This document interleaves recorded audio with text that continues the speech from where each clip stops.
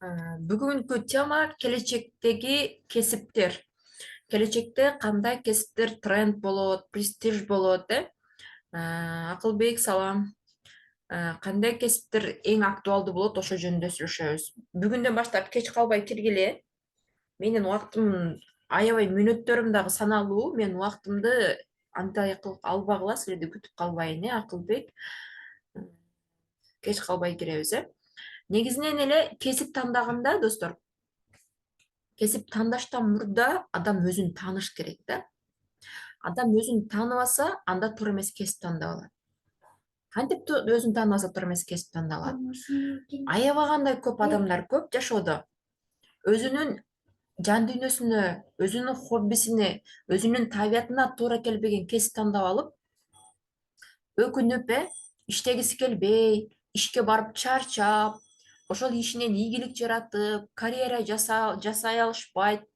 Дайыма өздөрүн баягы ишке баруу алар үчүн мындай оор стресс катары кабыл алып жашап келишет да. Анан кээ бир адамдар бар, иштен ушунчалык ишин жакшы көрөт, с удовольствием барат, кубануу менен барат, ишинен ырахат алат, көтөрүлөт, ийгилик жаратышат, мындай адамдар деле бар. Көпчүлүгү болсо окууга кирет, университетке тапшырышат, 3 жыл окуп, 2 жыл окуп, 4 жыл окуп, ал кесибин, окуусун жактырбай таштап өтөт да. Бул жерде эмнеден кетти? Жылдан уттурат, канча жылдык өмүрү, 2 жылдык өмүрү деле бекерге кетти. Канча контракт төлөп алды, канча акча расход кылып алды, акча жактан, өмүр жактан, убакыт жактан расход кылып алышат. Аларга мейли, хорошо, 2-3 жыл окуп таштап атат окуусун. Кээ бирлер дипломду алып туруп, диплому чаң басты деп койду, диплому боюнча иштебеген адамдар толтура. Булар эмне? Бекер эле окушкан. Жөндөн жөн эле мугалимдикти окуп алыппын, жөндөн жөн эле автодорожный окуп алыппын, жөндөн жөн эле юридскийге тапшырып алыппын деп, Россияда, базарда иштеп тургандар толтура. Себеби эмне? Алар өздөрүн тааныган жок. Өзүн таанууну дайыма айтып келе жатам. Өзүн таануу бул аэлитаны жакшы билиш керек. Акылбек Акылбекти жакшы билиш керек. Акылбекке эмне керек, эмне жагат, эмне кубантат, эмне сүйүнтөт, эмне капа кылат, эмне ачуусуна тиет, эмне жүрөгүн тыз эткизет, эмне сезимдерин ойготот, баардыгын так билиш керек. Бул өзүн таануу деп аталат. Так, бүгүнкү тема кесиптер жөнүндө, Так, алгач мен силерден сурап алайын. Аэлита, Акылбек, өзүңөргө таандык кесип тандап алгансыңарбы? Силер уже кесип тандадыңарбы? Тандаган болсоңор, плюс жаза кеткиле. Даниэль, кел, кеч калбай киребиз сабакка. Тандаганмын дейт, сонун. Даниэль, өзүңө келечекте кесип тандагансыңбы, тандай элексиңби? Тандаган болсоң плюс, тандай элек болсоң минус жаза кет. По-моему, сен тандай элексиң, Акылбек тандагам, Аэлита тандагам дейт. Сонун. Эми экинчи суроо. Ошол кесипти тандай элекмин дейт Даниэль, Ошол кесипти жакшылап көңүл бурабыз. Ошол кесипти ата энең сунуштадыбы, ата энең тандадыбы же өзүң лично тандадыңбы? Сенин чечимиңби? Өзүң ошондой жыйынтыкка келдиңби? Ошону жаза кетебиз. Өзүм тандагам, бул менин жеке тандоом десеңер плюс жаза кеткиле. Өзүм Акылбек, Аэлита дагы өзүм. Хорошо. Даниэль, бүгүнкү эртеңки сабакка активдүү катыш, кесип тандаганга өтө жардам бере турган сабактар болот. Бүгүнкү эртеңки сабактар. Кеч калбай, бүгүнкүдөй кеч калбай. Карабы, саат 50 мүнөт өтүптүр, сен 10 мүнөт кеч калыпсың. Так, дальше андан ары улайбыз. Демек, сенчелик эч ким билбейт. Менчелик эч ким билбейт. Демек, кесипти туп-туура тандашыбыз керек. Мындайча айтканда, өзүбүздү таанышыбыз керек. Например, өзүбүздү таануганда личносттук жактан, психикалык жактан, физикалык жактан тааныйбыз. Бул деген эмне? Личносттук жактан сен кандай адамсың? Жеке инсан катары, личносттук жеке инсан катары. Жакшы характерлериң кандай? Жаман характерлериң кандай? Кайсы учурда таарынып каласың? Кайсы учурда сүйүнөсүң, кайсы учурда ачууланасың, иши кылса сен жеке инсан катары кандайсың билишиң керек да. Ооба мен билем дешиң мүмкүн, бирок именно кайсы сөзгө таарынасың, именно кайсы нерсеге ачууланасың, так билесиңерби? Именно кайсы нерсеге таарынып, кайсы нерсеге, кайсы сөзгө таарынып, кайсы сөзгө ачууланып, кайсы сөзгө сүйүнөсүңөр. Өзүңдүн жакшы характерлериңди толук билесиңерби? Жаман характерлериңерди билесиңерби? Кайсы бир сабакта жакшы характерлериңер менен жаман характерлериңерди жазып чыккыла деп тапшырма берген элем. Билем дейт. Ага, жакшы, билем. Сонун, рахмат. Эми психикалык жактан. Психикалык жактан дегенде бул, ага, жакшы, билемин дейт, жакшы. Эми психологиялык жактан кандай? Психологиялык жактан сенде кандай ишенимдер бар, установкалар бар, аны да билишибиз керек. Кыла албайм, биле албайм, ойлоно албайм, түшүнө албайм деген сыяктуу кандай психикалык жактан өзүңдө түшүнүктөр бар. Дагы эмне? Сен дагы психикалык жактан кандай мүмкүнчүлүктөрүң бар? Психологиялык жактанчы? Вот ошолорду дагы билишибиз керек. Андан кийин физикалык. Өзүңдүн дене акыбалыңа. Мисалы үчүн менин физиологиялык жактан денем табиятынан күчсүзүрөкмүн. Это факт, алсызыраакмын. Мисалы үчүн кээ бир аялдар аябаганда күчтүү, оор, тишиңди жууп чыкпа. Өзүң жууп чык. Тишиңди жуубай туруп жебегин, а? Болду, сүйлөп өтө, мен сабак өтөм. Тишиңди жууп туруп анан тамак жейсиң. Болбосо коюп кой. Тамга тишиңди жуасың, анан жейсиң. Коюп тур болсо. Болду, сүйлөбө, менин убактым алба. Андан кийиниси, кээ бир аялдар ошондой аябаганда күчтүү болушаттыр, ошондой баягы тарс көтөрө алган, оор вестерди көтөрө алган, күчтүү, кайраттуу болушат да. А мен болсом вообще күчүм жок, алсызмын. Мындайча айтканда, алсызмын да, эми кыскасы. Эми буну эмне үчүн айтып жатам? Бул кесипке дагы тиешелүү. Эгерде мен повар болгон болсом, мен азыркы денем менен жакшы повар боло алмак эмесмин. Анткени повар болуп иштегенде чоң кастрюль тамактарды көтөрөсүң, нары ташыйсың, чоң идиштерди бери ташыйсың, мүшөк картошкаларды нары көтөрөсүң, бери көтөрөсүң. Иши кылса адамга физикалык күч керек. Мен чоң неме повар болуу менин табиятыма дал келбесе керек эле. Дагы эмне? Ошондой эле шофер болуу менин табиятыма дал келбейт. Анткени эмне кылам мен? Аябаганда коркомун, эмоциямды башкаруу менин үчүн аябаганда оор. Чересчур эле тез реакция берем, сезимталмын. Эгерде мисалы үчүн мен ролду айдап бараткан болсом, алдымдан кокус машина чыгып калган болсо, правиланы бузуп же светофорго карабай. А мен тормозду басып калганды, токтотконду, бир нерселерди мен башкара албай калам да. Ошол жерде эле мээм иштебей калат. Деп чөчүп кетем. Мен тормоз бергенге, акыл жүгүрткөнгө мээм жарабай калат. Коркуп кетемчи. Вот ошондой абалдарым бар. Өтө эле сезимтал коркоктуктарым. Дагы эмне? Мисалы үчүн менде медицина кесиби такыр ал келбейт. Анткени мен ушунчалык коркоктугумдан бирөөгө укол саюу, операция кылуу, же болбосо баягы кан болгон абалдарды көрүү, же болбосо бирөөнүн аябаганда ооруп, бичара болуп, байкуш болуп келгенин көргөндө менин жүрөктөрүм ооруп, эмпатиям чересчур күчтүү да. Тиги адамдын ичине кирип кетем, ал оорубай эле мен ооруп калам да, ичим ачышып атыпчы. Вот ошол. Демек менден доктор, ушундай нерселер, шофер, дагы эмне? Повар сыяктуу физически күчтү талап кылган кесиптерди тандаган болгонумда мага туура келбейт. Себеби менин өзүмдүн личностдук, психологиялык, физикалык жактан жакшы тааныганымдан. Албетте мен бала кезде таандадымбы билбейм. Бала кезде өзүмдү тааныган деле эмесмин. Мен ата энемдин сунушу менен мугалим болуп калганмын.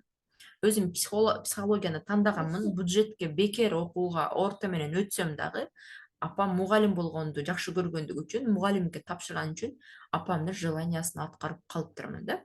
Көрдүңөрбү, өзүмдү таанып алганым үчүн. Эми силер дагы ушул сыяктуу физикалык дене мүчөңөргө жараша кесип тандашыңар керек. Бул айрыкча кыз балдарды эми эле эске албай эле коелук, эркек балдарга тиешелүү. Эгерде сен физики жактан күчтүү болгон болсоң, анда физики жактан күчтүү кесиптер тандасаң болот. Эгер физики жактан бир аз дене мүчөң, табиятың алсызыраак болгон болсо, анда акыл ишке байланышкан, бухгалтерия, компьютердик программист, программирование деген сыяктуу кесиптерди тандасаң, ал бул кесиптерде сага физикалык күчтү талап кылбай. Андан кийингиси бөбөктөр, билесиңер, бөбөктөр дүйнөнү багы ар демкени оозуна сала берет го, кичинекей бөбөктөр. Дүйнөнү ошол оозуна салып тааныган болсо, биз эмне кылабыз? Адамдар өзүбүзгө байкоо салып тааныйбыз да. Кандай кылып тааныйбыз? Өзүңөрдү байкайсыңар, өзүңөргө анализ жүргүзөсүңөр, өзүңөрдү башкаларга салыштырасыңар. Салыштыруу дегенде, ана менден жакшы окуйт экен, ана менден бай экен, муну менден акылдуу экен эмес.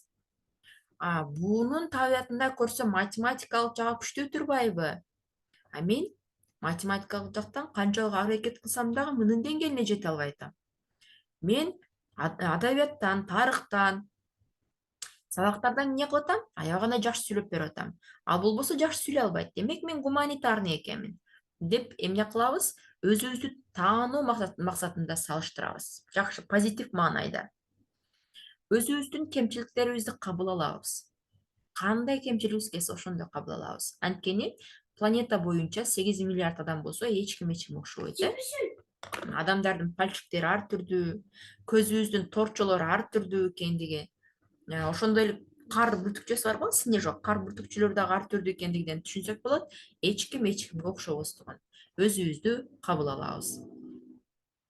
Ошондой эле адреналин жагабы, жакпайбы? Например, паркка барганда коркунучтуу горка аттракциондордон удовольствие алып жыргайсыңбы же коркосуңбу? Же болбосо кээ бир учурда жертва болуп кетесиңби, кетпейсиңби? Например, менде жертва позиция аябай көп болчу. Мен өзүм үстүнөн иштеп атам. Байкуш болуп калган масканы кийип алат болчумун да. Мен байкушмун, жүгүрө албайм. Мен байкушмун, топтон корком. Мен байкушмун, машинадан корком деп байкуштук позициясына өтүп кетем. Анан өзүмдү күнөөлөп, айыптуу сезип, бечара болуп кетем. Бул дагы байкуштук позициясына өтүп кетүүчү. Өзүмдү күнөөлөп, анан кийин айыптап, бирөөлөрдүн несчастный абалына дагы мен как будто айыптуудай болуп, ушундай сыяктуу өзүңөрдү дагы жертва позиция барбы, жокпу байкагыла. Жертва позиция болгон болсо, андан арылышыбыз керек. Бул таптакыр керек эмес. Болбогон нерсе. Жертва болбош керек эч качан. Вот ушундай. Эми дальше андан ары кеттик. Эми ушул жерден белгилеп алайлык. Так. Кесип тандоодон мурда алгач өзүбүздү таануу керектиги жөнүндө билеткенсиңер, билем өзүңөрдү тааный аламын дедиңер, билем. Хорошо, сонун. Көбүнчө биз кыздар дагы, жигиттер дагы эмне кылабыз? Стандарт сулуулукка умтулабыз да. Стандарт сулуулуккачы. Переходный возрастта өзгөчө, мен ушундай сулуу эмесмин, мен ушундай идеальный эмесмин, кыздар 90-60-90 эмесмин, балдар красавчик эмесмин деп өзүн кабыл албай стресс болгончулар аябай гана көп. Ар кандай комплекстери бар, мисалы, менин мээрим мындай болгондо деп. Например, мен өзүм переходный возрастында аябай комплекстерим болчу. Мойнум узун болгондо, бетим кичинекей болгондо, көзүм чоң, бакыракай болгондо, боюм узун болгондо деп комплекстерим бар эле. Ошол бет жөнүндө, көз жөнүндө, моюн жөнүндө сөздөр укканда мен өзүмө алып кысынып кыйнала берет болчумун. Таттыбү Турсунбаева дегенди укканда, кинолорду көргөндө сулуу болуп коймон деп, актрисаларды көргөндө, же болбосо аябай красавчик, сулуу красавица ырчыларды көргөндө некомфортно болуп эле өзүмчө эле кысылып, мен кара, мен эмне болчумун, булар ырчылар аябай гана жашынакай деп неприятно болчумун. Бул дагы туура эмес. Биздин дене качан гана толук удовольствияда, рахатта, бактылуулукта жашаганда Кудай бизге ийгилик, бакыт берет экен. Тактап айтканда, биз толук денебиз балкып, рахатта, удовольствие, бакытта жашаганда биз шүгүрдүчүлүк, ыраазы болгон абалда жашайт экенбиз. Ыраазы, биздин дене багында некомфортно, комплекс, бирдемке болгон болсо, анда биз шүгүрчүлүк, ыраазы эмес абалда болот экенбиз дагы. Биз ийгилик, бай, бактылуу болушубуз жол тосулат экен да. Бул атеисттик психология тарабынан дагы далилденген, доказано. Баягындай биз ыраазы болбосок, бизге бактылуулук келбейт. Демек, биздин денебизди дискомфорт абалга алып келбешибиз керек. Ал эми динде эмне? Ыраазы болбогон пендеге Кудай бербейт, билесиңер.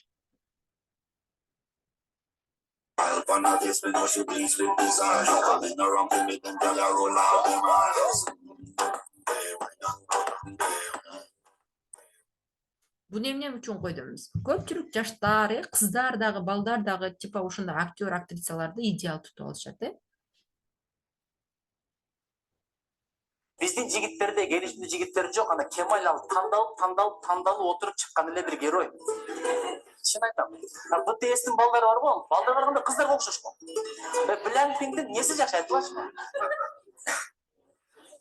Бирок Кальмары, каякта жетмөтү бар бир отасы.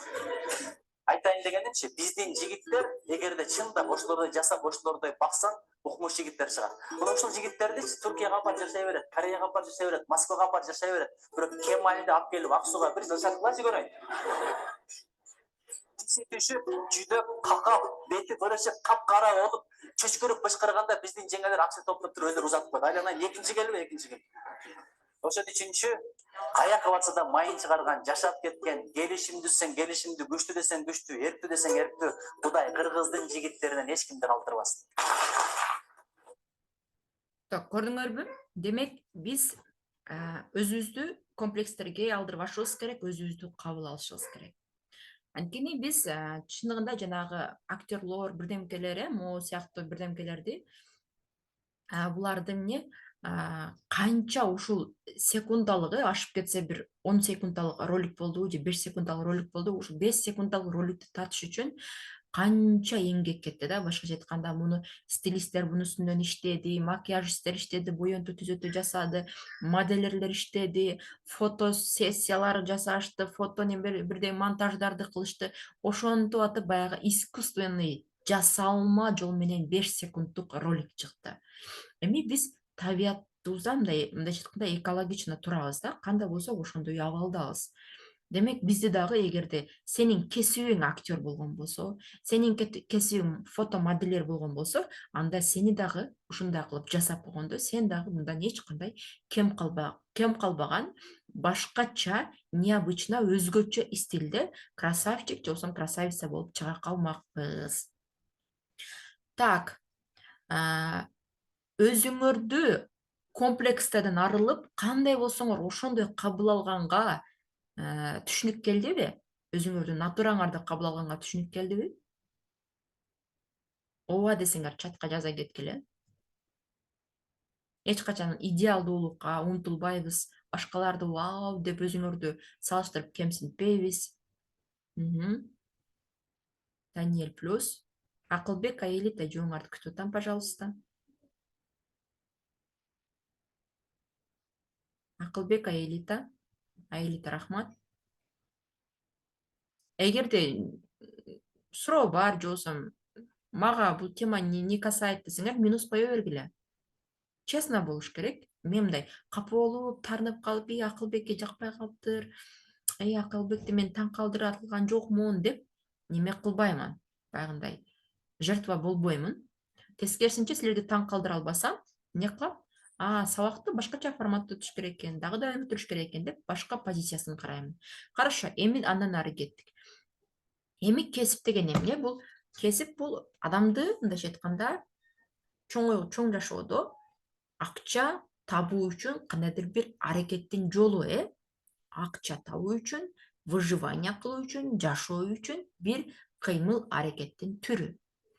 Эмне үчүн кесип тандоо кыйын? Анткени силер азыр бала куракта жашап өттүңөр, азыр өспүрүм куракка келип, чоңдордун жашоосуна өтүп аткан, башкача айтканда, кичинекей баладан чоң адамга айланып аткан учуруңар. Чоңдордун жашоосунда чындыгында тандоолор оор, кыйын, өтө кыйын тандоолорду жашайт чоңдор. Бирок ошол кыйын тандоолорго чоңдордун мээси, акылы жетет. Чоңдордун жашоосундагы эң оор тандоолордун бири силер переходный возрасттан баштап тандап баштайсыңар. Бул эң алгачкы тандоо кесип тандоо. Андан кийин университет тандоо. Бул дагы проблема, ойлоносуңар, каяка, Кыргызстанга тапшырсамбы? Именно кайсы вузга же чет мамлекетке, границага, за границанын кайсы өлкөсүнө тапшырсам, кайсы университетине тапшырсам, көрдүңөр, бул дагы тандоо. Андан кийин кимге үйлөнсөм, кимге турмушка чыксам, күйөө тандоо, аял тандоо, бул дагы оор тандоо. Эми дипломду алдым. Дипломду алгандан кийин кайсы жумушка барып иштейм, бул дагы тандоо. Анан ошентип тандоолор кете берет да. Чоңдордун жашоосуна тандоолор көп. Эң алгачкы тандоо бул кесип тандоо.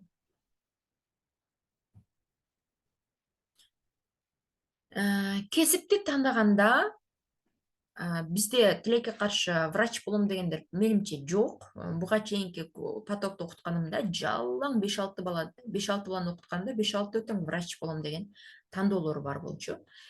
Врачтык кесипти тандаганда өтө кылдат тандаш керек. Анткени ал врачтык кесипте 9 жыл, 10 жыл, 12 жыл болуп койт, адашпасам. Ошончо жыл өмүрүң бекер кетпеш керек, ошончо жылдык акча бекер кетпеш керек.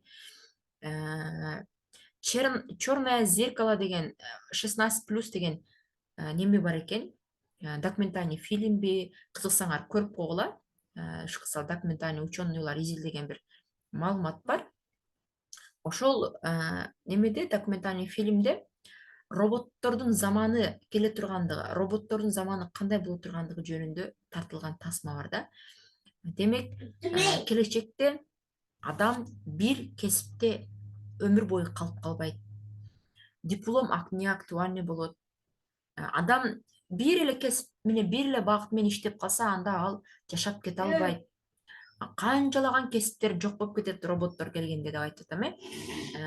Адам бир эле кесип эмес, двухваленттуу дейбизби, трехваленттуу дейбизби? Мындайча айтканда, 2 в 1, 3 в 1, 4 в 1 деген сыяктуу кесиптерге ээ болгондо гана келечекте робот заманда конкурент болуп жашай алат экенсиңер. Мисалы үчүн мен жөн эле мугалиммин деп эле бир гана мугалим менен жашап кете турган болсом, роботтор заманда мугалим эле болуп кала албайт экенмин. Мен эмнени үйрөнүшүм керек? Мугалимдикке кошо психологияны немени кошом, эле компьютерди аябагандай үйрөнүшүм керек. Ошондо мен роботторго конкурент боло алам.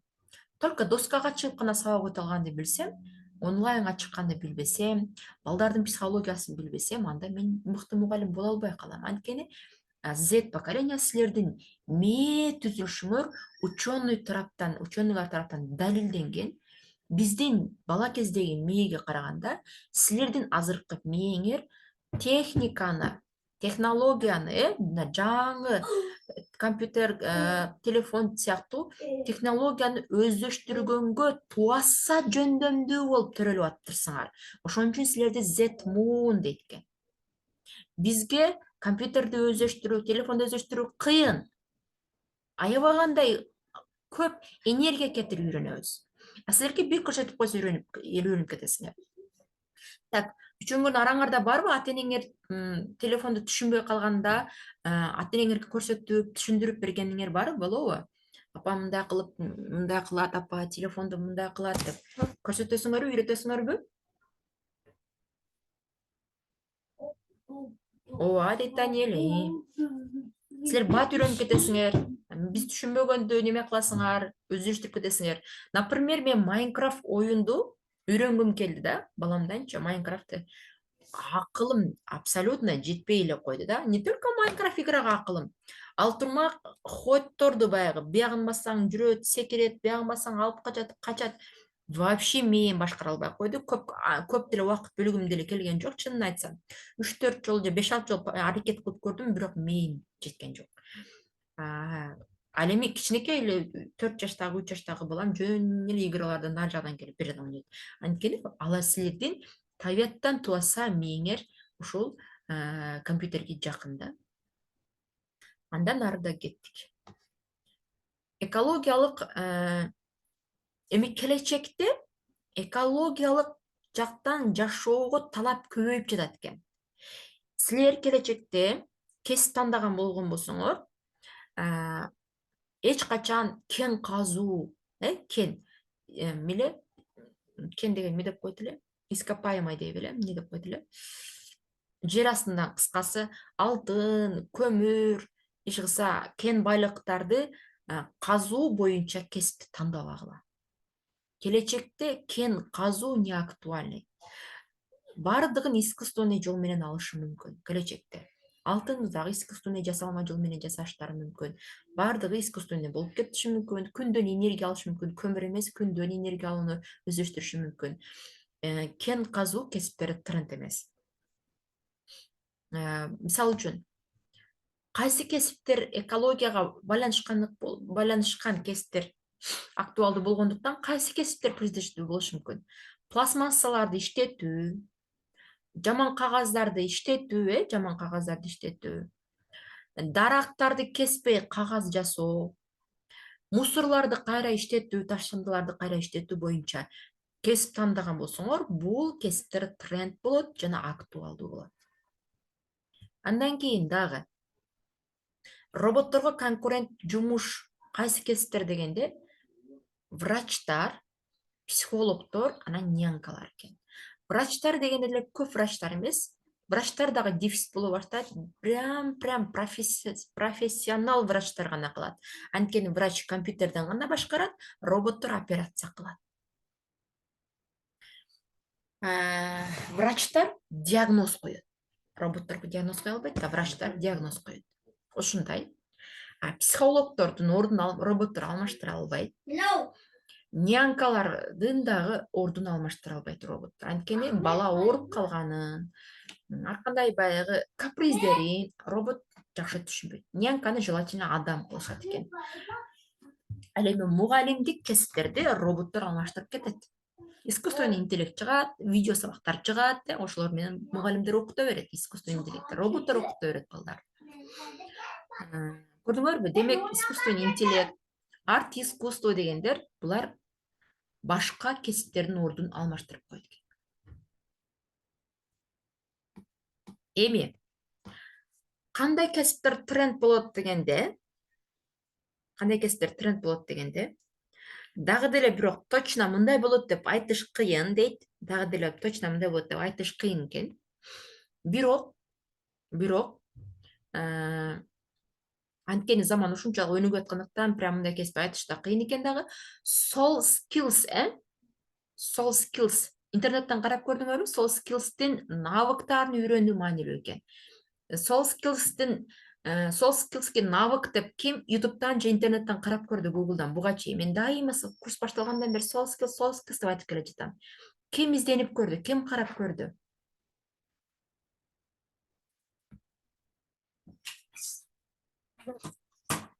Достор, кимдер карап көрдүңөр?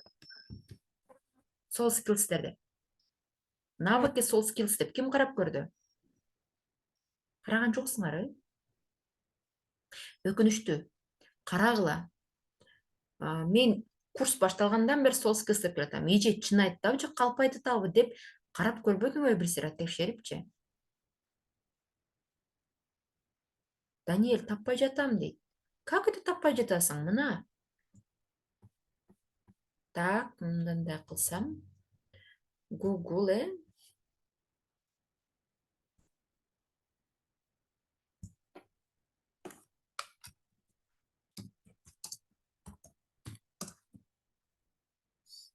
soul skills.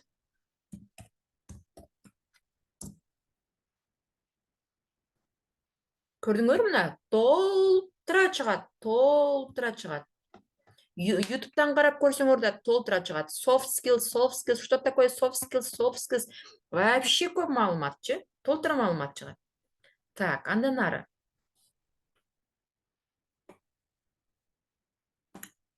Демек, soft skills келечекте кандай кесип тренд болор дагы так далилденбеген, бирок силер даяр болушуңар керек soft skills'тин навыктарына. Мен soft skills'тин навыктарынын бир тобун силерге үйрөттүм. Креативдүүлүк, критическое мышление, баарлашуу, конфликт, дагы эмнени өттүм? питчинг эл астында сүйлөө 2-3 күндө өтөбүз, 2-3 күндө өтөбүз. Эл астында сүйлөө жөндөмдүүлүгү. Анан өз алдынча окуу жөндөмдүүлүгү, аны да 2-3 күндөн кийин өтөбүз. Өз алдынча самостоятельно окуш керектиги жөнүндө 2-3 күндөн кийин өтөбүз. Дагы кандай жөндөмдөр бар эле? Вот ошол. Ишкылса, soft skills'тин жөндөмдөрүн почти 90%-ин ушул курстан үйрөнүп атасыңар. Ошол мен берген техникаларды, мен берген билимдерди жашооңорго колдонуп алып келген болсоңор, силер уже даяр болосуңар. Soft skills'тин навыктары Россияда өтө кымбат баага сатылат, дарыгөйлөр. Өтө кымбат баага сатылат. Эми дальше кеттик анда. Демек, келечекте жашоо татаал, түшүнүксүз. Ошондуктан экономика туруксуз, экономика белгисиз, неизвестный дегенде, татаал кыйынчылык, так точно эмес да, мындайча гарантия мындай болот дегенде эмес. Ошондуктан биз soft skills'тин жөндөмдөрүн билип гана даяр болуп турушубуз керек экен.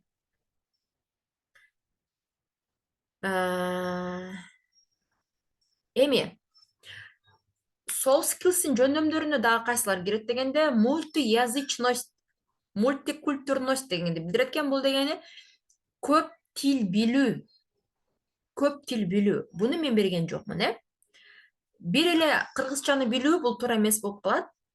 Жок дегенде 2 тил билишиңер керек экен. Жок дегенде 2-3 тил. Көп тил билишиңер керек келечекте. Мультикультурность деген ар түрдүү элдер менен мамиле кылганда, ошол эле негрлер менен, ошол эле африканецтер менен, ошол эле американецтер менен, ошол эле арабтар менен, өзбеги, тажиги, орусу менен мамиле кылып кеткенде. Бизде билесиңер, баягы кыргыз менен кыргыз дос болуп, орус менен орус дос болуп эле кошулбай тура беришет. Булар дагы туура эмес. Улутка карабай, аркалык, оштук, түштүк, түндүк деп бөлүнүп турат. Андайга карабай, эч нерсесиге карабай мамиле кылып кете алган навыктар өтө маанилүү. Анткени келечекте дүйнө глобалдашып баратат да. Коммуникация, мамиле кылуу, буну сабакта өттүк. Сатуу жөндөмдөрү, сата алганды үйрөнүшүңөр керек, сатканды үйрөнүшүңөр керек. Уялбай нетпейчи. Критическое мышление, креативдүү жөндөмдөр, булардын сабактары өтүлдү. Эмоционалдык интеллект сабакта өтүлдү. Команда менен иштөө, буну кече сабакта өттүк. Техникага шыктуулук буну өткөн жокпуз. Техниканы билишиңер керек, компьютерди, программированияларды. Тапшырмаларды тез, так аткаруу, бул жөнүндө көп айтып келе жатам. Жана акча деген сабакта берилген тапшырманы тез, так, жоопкерчилик менен аткарыш керек деп айтылып өттү. Концентрация, көңүл буруу, бул өтүлгөн жок. Концентрация, көңүл буруу өтүлдү айтмакчы. Немеде өттүк? Креативдүүлүк сабакта концентрация, байка, айланаңда канча свет бар, сыртта эмне бар, байкап жүр, көңүл бөлүп жүр. Мурунку барып жүргөн мектебиңде бир жалбырактын бир уштугу азайганына чейин байкап жүр деп айттым. Бул концентрация, көңүл буруу жөндөмдүүлүгү. Эл астында сүйлөп, пинчик эртең өтүлөт, бүрсү күн өтүлөт. Өзүңөргө анализ жасап, жооп кайтаруу, сезимдериңерди билүү жөндөмдүктөрү, буну дайым айтып келе жатам. Көрдүңөрбү? Ушул нерселерди билүү келечекте кесип тандоодон дагы эң маанилүү, актуалдуу экен.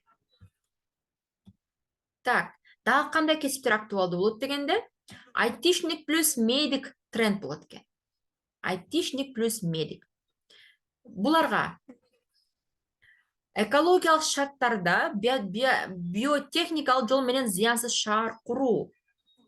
Урбанист, эколог деген кесип тренд болот экен келечекте. Уже окумуштуулар тарабынан далилдене баштаган кесиптерди айтамын. Азыр мен силерге окумуштуулар тараптан ушул кесиптер анык, керек деген, тренд деген кесиптерди бир нечесин айтамын. Дагы эле неизвестный кесиптер бар болушу мүмкүн. Ал үчүн бизге soft skills'тин жардамы керек деп айтып өттүм, Достор, урбанист, эколог жөнүндө уккансыңарбы? Урбанист, эколог. Же болбосо урбанист деген кесип эмне? Урбанист деген кесип эмне? Билбейм. Акылбек, Аелита, бат-бат жооп берели, пожалуйста. Акылбек, Аелита.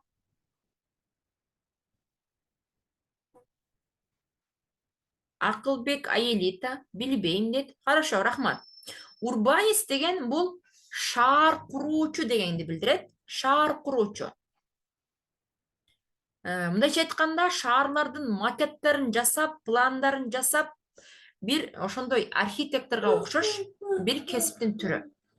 Эми эколог дегени кандай? Демек, шаарды экологияга байланыштырып куруу. Көрүп атасыңарбы мына сүрөттүчү?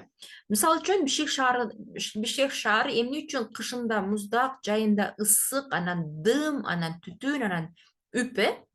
Себеби жашыл дарактар аз. Мурда Бишкек шаары жашыл шаар деп аталчу эле.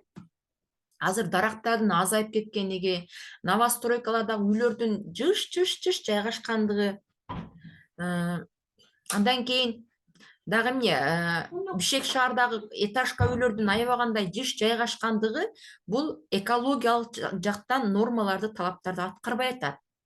Ошол себептүү эмне бизде баягы жайында ысык, кышында суук болуп, экологиялык көйгөйлөр болуп атат да. Келечекте мондой үйлөрдүн крышаларынын үстүнө бактарактарды өстүргөн, балкондоруна үйлөрдүн даже мындай жандарына баягы эмне деп коет, баягындай үйдүн бул жак жандарына дагы гүлдөрдү, чөптөрдү өстүргөн шаарларды курушат экен. Көрдүңөрбү, мына чызган проекттеринен карасаңар, сызган бүт ошол жашыл дарактарды кошуп жасашат экен. Демек, архитектор боламын деген немеңер болгон болсо, ниетиңер болгон болсо, ушундай урбанист, эколог кесипти тандаган жакшы болот экен. Андан кийинки биофармаколог деген кесип. Башкача айтканда, биологиялык таза дарыларды чыгаруу. Азыр дарылар билесиңер, учурда аябагандай зыян химикалык жол менен жасалат, кайсы бир жериңди дарылаган менен кайсы бир жериңе зыян берет. Например, почкаңа зыян, ашказаныңа зыян дегендей. Келечекте ошол табигый дарыларды жасоо жолу тренд болот экен. Андан кийин оценщик деп коет экен, интеллектуалдык жөндөмдүүлүгү күчтүү кесиптер. Бул деген мисалы үчүн кимдер? Бизнестин моделин, идеяларын, материалдык жана социалдык жактарын ойлоп таап берген кесип. Башкача айтканда, сен идея таап бересиң, анан сенин идеяңды башкалар ишке ашырат. Же болбосо, бир бизнес идея бересиң, аны башкалар улап кетет. Башкача айтканда, бир ойлоп табуучу. Мисалы, Макдоналдсты билесиңер, Россиядагы Макдоналдстын ошол идеясын кайсы бир адам өзү ойлоп тапкан экен, адамдын атын унутуп турам. Ошол Макдоналдстын идеясын кимдир бирөө өтө кымбат миллион акчаларга, долларларга сатып алып туруп, бизнеске кылып ишке ашырыптыр. Демек, келечекте дагы ушул сыяктуу бизнес идея, соц тармактардын идеясы деги кандайдыр бир болбосун, идея табуу өтө тренд болот экен. Сайттын идеялары кандай болбосун, Так, идея табуу жөндөмүңөр күчтүү болгон болсо, муну аябагандай күчтүү адам көрсөтүп турат, аябагандай силерде бай болууга, мындайча айтканда, өмүр бою иштебей акча тапканга мүмкүнчүлүк боло турган кесиптердин бири болот экен. Анткени идея өтө кымбат, өтө баалуу.